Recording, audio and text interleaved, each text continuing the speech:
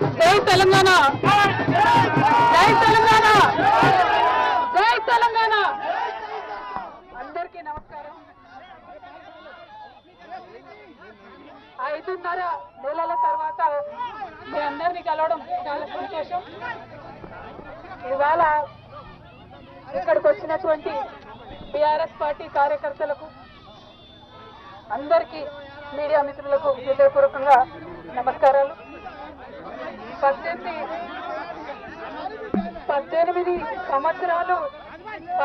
సంవత్సరాలు నేను రాజకీయాల్లో ఉన్నాను. ఎన్నో ఎత్తుపల్లాలు చూశాను. కానీ పర్సనల్ గా నాకైనా నా కుటుంబానికైనా ఒక తల్లిగా పిల్లల్ని వదిలి 5.5 నెలలు ఉండడం అన్నది చాలా ఇబ్బందికరమైన విషయం. ఇటువంటి ఇబ్బందులకు నన్ను నా కుటుంబాన్ని పాలు చేసిన వారికి తప్పకుండా వడ్డీ సమేతంగా చెల్లిస్తాం.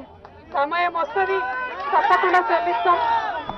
అదేవిధంగా ఇటువంటి కష్ట సమయంలో మాకు, మా కుటుంబానికి తోడున్నటువంటి వారందరికీ హృదయపూర్వకంగా పాదాభివందనాలు తెలియజేస్తా ఉన్నాము. అందరికీ కూడా ధన్యవాదాలు.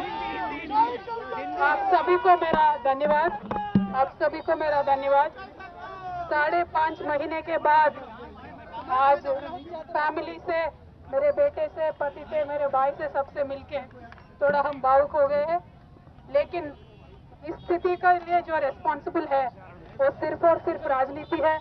आप सभी जानते हो, पूरा देश जानता है, सिर्फ राजनीति के वजह से हमें जेल में डाला गया है. हमारा कोई गलती नहीं है और ये जरूर हम फाइटर है, हम लड़ेंगे, हम अपने आप को बिल्कुल बेगुनाह साबित करेंगे. Thank you so much. जय तेलंगाना.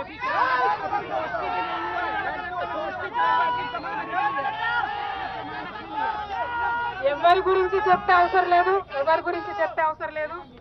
మనము, నేను తెలంగాణ బిడ్డను, నేను కేసీఆర్ బిడ్డను, నేను తప్పు చేసే ప్రసక్తే లేదు. నేను మొండిదాన్ని, మంచిదాన్ని. అనవసరంగా జైలుకు పంపి నన్ను జగమొండిని చేసిండ్రు.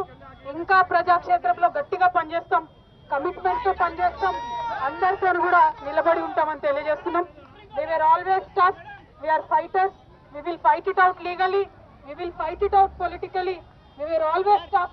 By sending us to jail illegally, they only made BRS and KCR's team unbreakable. Thank you. Jai Telangana, Jai Hind.